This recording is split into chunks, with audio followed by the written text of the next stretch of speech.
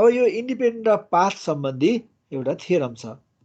Independent of path theorem के भन्छ यसले भने if FZ is analytic inside in a simply connected domain D, then integral of fz inside integral of fz is independent of path in D joining any two points. Analytic भयो भने पुगिहाल्यो हेर, बीचमा चाहिँ हामीले केही गर्नु परेन। एनालाइटिक भयो भने पाथ इन्डिपेन्डेन्ट भइहाल्छ। यहाँ फंक्सन एनालाइटिक छ भने इन्टिग्रल चाहिँ पाथ इन्डिपेन्डेन्ट हुन्छ। भेक्टरमा पढ्दाखेरि हामीले के भयो भने पाथ इन्डिपेन्डेन्ट हुन्छ भनेर हेरेका थियौँ, याद छ तिमीहरूलाई? भेक्टर इन्टिग्रलमा पाथ इन्डिपेन्डेन्ट थ्योरम पनि पढेका थियौँ हामीले है। त्यसलाई चाहिँ एक्ज्याक्ट डिफरेन्सियल लेख्न सकिन्छ भने पाथ इन्डिपेन्डेन्ट हुन्छ भनेर पढेका थियौँ त्यहाँ हामीले। अब यहाँ चाहिँ त्यो कुरा गरिराख्नु परेन। यसले के भन्छ, फंक्सन एनालाइटिक छ कि छैन त्यति मात्रै कुरा हो। छ भने त्यो एनालाइटिक भएको रिजनभित्र कुनै दुईटा पोइन्ट लिएर इन्टिग्रेसन गर्दाखेरि त्यो पाथ, त्यो दुईटा पोइन्टलाई जोड्ने पाथ जस्तो सुकै बनाए पनि हुन्छ, त्यसमा इन्टिग्रलको भ्यालु डिपेन्ड गर्दैन। एनालाइटिक हुनु पर्यो। So let us prove it. Let z1 and z2 be any two points inside D.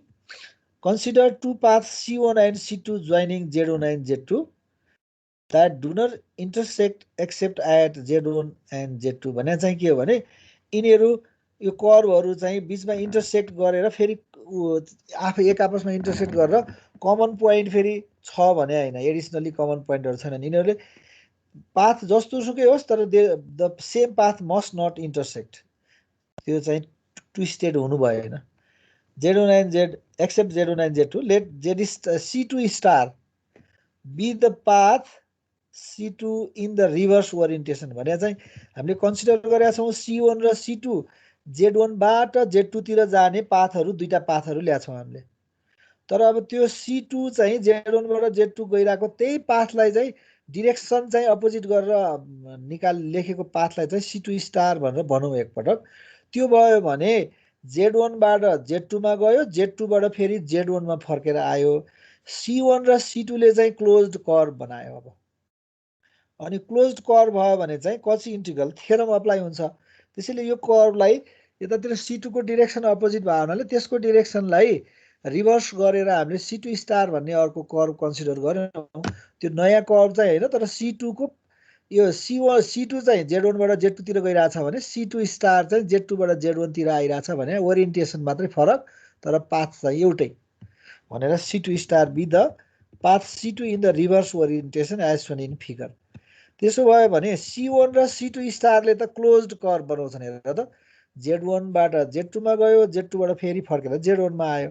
So closed curve भयो भने अघिको कची इन्टिग्रल थ्योरमले के भन्छ, क्लोज्ड कर्व c छ भने त्यसको अलङमा लाइन fz dz को integration along the curve c छ भने त्यो 0 आउँछ भन्छ। तर पाथ के हुनु पर्छ, क्लोज्ड पाथ हुनु पर्छ। यसको स्टेटमेन्ट हेर त, then for every closed path c, simple closed path भने चाहिँ they do not intersect between z1 and z2 भन्नलाई सिम्पल क्लोज्ड कर्व भने हो।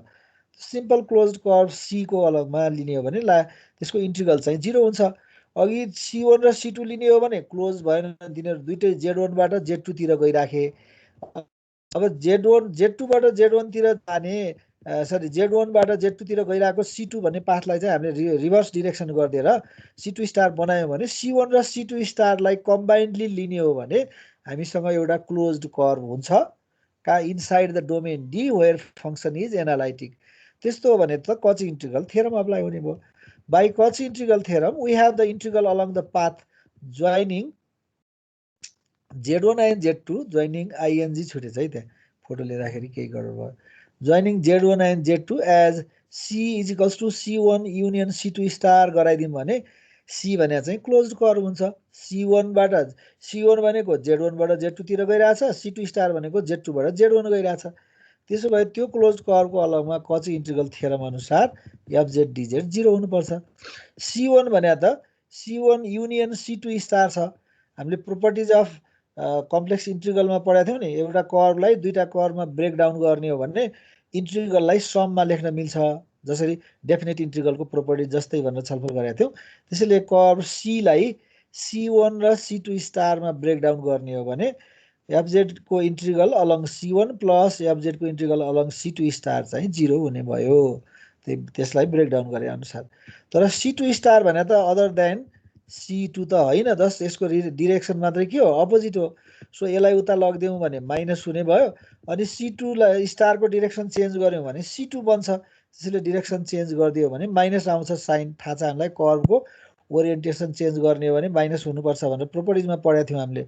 सो C1 एफजेड डिजेड को इन्टिग्रल एफजेड को इन्टिग्रल C1 को अलङमा गर्नु र C2 को अलङमा गर्नु, जसले के गर्छ C1 ले पनि Z1 लाई Z2 सँग जोड्छ, C2 ले पनि Z1 लाई Z2 सँग जोड्छ। भन्दाखेरि त यिनीहरूको भ्यालु चाहिँ बीचको पाथ के बन्छसँग मतलबै भएन। दुईटै पाथ एउटा हुन्छ भने अरु पाथमा पनि सेम हुन्छ।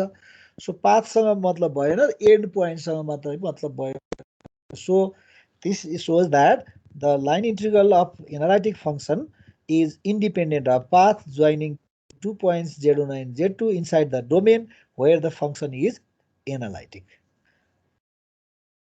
Thus, we see that for an analytic function fz, the line integral C fz dz is independent of path joining any 2 points inside a region where fz is an analytic function. हामीले दुईटा theorem पढिसक्यौं है। एउटा थ्योरमले के भन्छ भन्दाखेरि closed कर्वको अलङमा integral निकाल्दाखेरि 0 हुन्छ, तर फंक्सन चाहिँ के हुनुपर्छ, एफजेड एनालाइटिक हुनुपर्छ। अनि एफजेड एनालाइटिक छ भने क्लोज्ड कर्वको बारेमा हैन, दुईटा कुनै त्यो एनालाइटिक हुने रिजन भित्र दुईटा पोइन्ट लियौं भने त्यो दुईटा पोइन्टलाई जोड्ने जुनसुकै पाथमा इन्टिग्रेसन गरे पनि भ्यालु चाहिँ एउटै आउँछ, that is independent of path हुन्छ भन्यो। सो त्यसलाई हामीले पनि प्रुभ गरिसक्यौं।